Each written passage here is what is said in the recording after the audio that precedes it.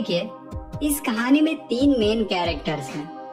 पहला ऑजिबल, जो कि एक सीक्रेट एजेंट है और इस कहानी का हीरो। दूसरा मैक्स, ये भी सीक्रेट एजेंट ही है लेकिन इस कहानी का विलन।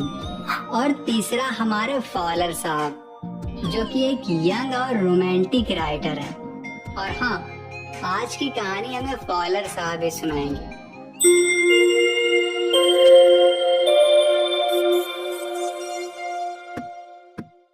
जैसे कि मैं बहुत सारी बुक्स में सीक्रेट एजेंट के बारे में पढ़ चुका हूँ, उनके हिसाब से ऑजिबल बिल्कुल भी एक सीक्रेट एजेंट की तरह नहीं लग रहे थे, बल्कि वो एक छोटे हाइट के आदमी थे। मैं फ्रेंच होटल में उदास होकर उसके पीछे पीछे मस्टी कॉरिडोर से होते हुए ऑजिबल के रूम तक जा रहा था। ये एक छोटा सा रूम था जो कि 6th और सबसे टॉप फ्लोर पर था। सच बताऊं तो रोमांटिक जरा सा भी नहीं लग रहा था। और फिर उसका बोलने का तरीका, हालांकि वे फ्रेंच और जर्मन दोनों ही ठीक ठाक बोल लेते थे।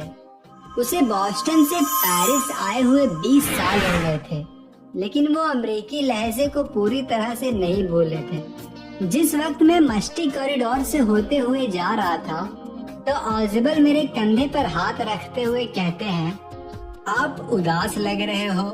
ओहो, मैं जानता हूँ, आपको बताया गया होगा कि मैं एक सीक्रेट एजेंट हूँ, मतलब कि एक जासूस, जासूसी और खतरे में काम कर रहा हूँ। आप मुझसे मिलना चाहते थे क्योंकि आप एक यंग और रोमांटिक राइटर जो है। आप इमेजिन किए होंगे कि कोई मिस्टीरियस रात होगी, जैसे कि पिस्तौल की दरारें, शराब में ड्रग्स वगैरह वगैरह। और ऐसा कुछ भी नहीं हुआ, बल्कि आपने एक सुस्त मोटे आदमी के साथ फ्रेंच म्यूजिक हॉल में एक बोरिंग सी शाम बिताई। आप सोच रहे होंगे कि ब्यूटीफुल लेडी द्वारा मैसेज को अपने हाथों में लेने के बजाय अपने रूम में अपॉइंटमेंट लेने के लिए सिर्फ एक प्रोजेक्ट टेलीफोन यूज करते हैं। हाँ, बोर हो चुके हैं। लेकिन कोई बात नहीं मेरे यंग फ्रेंड, आइए मेरे पास आइए। एक ड्रामेटिक बात बताता हूँ। अभी आप एक पेपर देखेंगे, एक बहुत ही इम्पोर्टेंट पेपर, जिसके लिए कई मेन और वुमेन ने अपनी जान जोखिम में डाल दी। किसी दिन जल्दी वो पेपर हिस्ट्री को अच्छी तरह से इफेक्ट कर सकता है। ऑजिबल ने मेरे पीछे का दरवाजा बंद कर दिया, फिर वो लाइट को ऑन किए, और जैसे ही लाइट ऑन हुआ, मुझे दिन का फर्स्ट ऑथेंटिक थ्रिल मिला, क्योंकि रूम में मेरे सामने थोड़ी ही दूर पे एक आदमी हाथों में ऑटोमेटिक पिस्तौल लिए हुए खड़ा था। ऑजिबल ने कई बार अपनी आंखें झपकाई। मैक्स, तुमने तो मुझे चौंका ही दिया। मुझे लगा तुम बर्लिन में होगे। तुम यहाँ मेरे रूम में क्या कर रहे हो? मैक्स पतला और ज्यादा लंबा नहीं था। उसकी शक्ल एक चालाक लोमड़ी की तरह लग रही थी, लेकिन उसे देखकर डर नहीं लग रहा था, बल्कि उससे ज्यादा तो उसके गन से डर लग रहा था। रिपोर्ट, कुछ नई मिसाइलों से रिलेटेड जो आज यहाँ तुम्हें मिलने वाली है। मैंने सोचा क्यों ना ये तुमसे ले लिया जाए। वो क्या है ना, ये मेरे हाथों में ज्यादा सेफ रहेगा।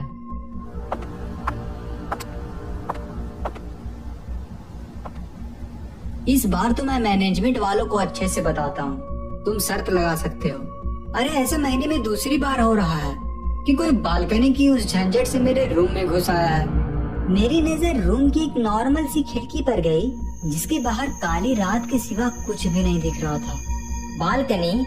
अरे मैं तो पास्के की मदद से गेट खोलकर अंदर आया हूँ। अगर मुझे बालकनी के बारे में मालूम होता तो मुझे इतनी मेहनत नहीं करनी पड़ती। अरे वो मेरी बालकनी नहीं है यार, वो दूसरे अपार्टमेंट की बालकनी है। सुनो मैं बताता हूँ। ये रूम पहले एक लार्ज यूनिट का हिस्सा हुआ करता था, और दूसरा रूम जो कि उस दरवाजे से होकर जा सकते हैं, वो लिविंग रूम हुआ करता था। उसमें ही बालकनी थी जो अब मेरी खिड़की के नीचे तक आती है।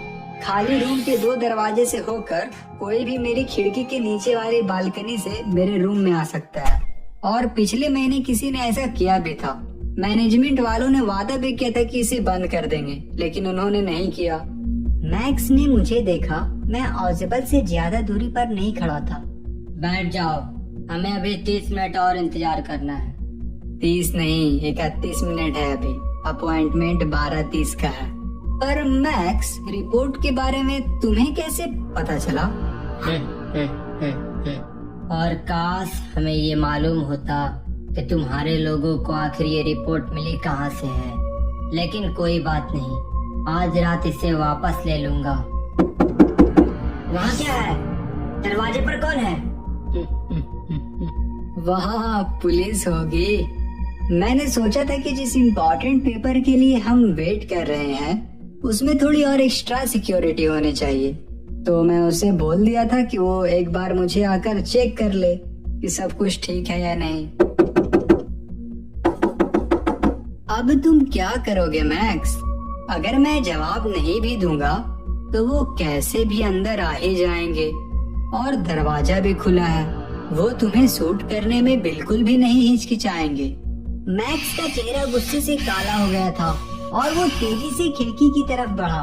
उसने अपना एक पैर सिल के ऊपर रखा और कहा, उन्हें जल्दी से बाहर भेजो, मैं बालकनी में इंतजार करता हूँ। अगर कोई भी चालाकी की तो मैं फायरिंग करने लगूंगा। मिस्टर ऑजेबल। अभी भी मैक्स गन हमारी तरफ ही किए हुए था। फिर वो फ्री हाथ से फ्रेम को पकड़ा और उसने अपना दूसरा पैर ऊपर किया, फिर लेफ्ट हैंड से तेजी से धक्का दिया और बालकनी में जा गिरा। दरवाजा खुला और एक वेटर वहाँ ट्रे में एक बोतल और 2 गिलास लिए हुए खड़ा था। ये रहा आपका ड्रिंक जिसे आपने वापस आने पर ऑर्डर किया था।